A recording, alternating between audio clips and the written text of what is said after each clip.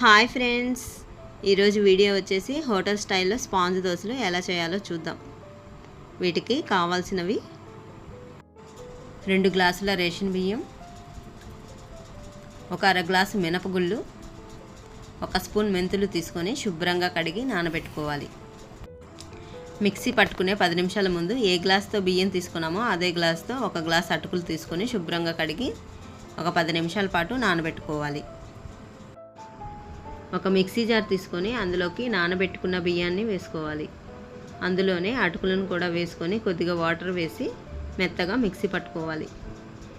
ఈ పిండి మనకి ఎంత మెత్తగా ఉంటే దోశలు అనేవి అంత బాగా వస్తాయి.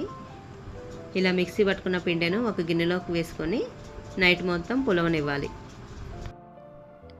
మార్నింగ్కి పిండి పులిసి ఈ విధంగా ఉంటుంది. ఇప్పుడు పిండి మొత్తం కలిసేలాగా ఒకసారి కలుపుకోవాలి.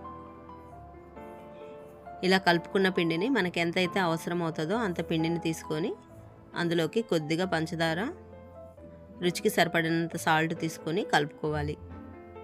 ఇలా పంచదార అనేది వేయటం వలన దోశలు అనేవి మంచి కలర్ వస్తాయి. స్టవ్ వెలిగించి దోశల ప్యాన్ పెట్టుకొని ప్యాన్ బాగా హీట్ అయ్యాక ఒక గరిటె పిండిని వేసుకొని లైట్గా స్ప్రెడ్ చేసుకోవాలి. దోశలు అనేవి పలచగా కాకుండా కొంచెం మందంగానే వేసుకోవాలి. అప్పుడే మనకి స్పాంజీగా వస్తాయి.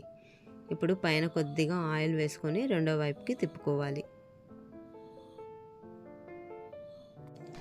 ఇలా రెండు వైపులా కాల్చుకున్నాక ఒక ప్లేట్లోకి తీసుకోవాలి.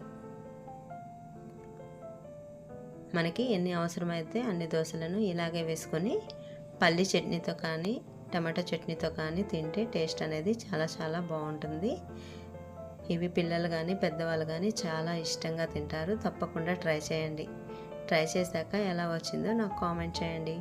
ఈ వీడియో కనుక మీకు నచ్చినట్టయితే లైక్ చేయండి, షేర్ చేయండి, సబ్స్క్రైబ్ చేయండి. Thanks for watching.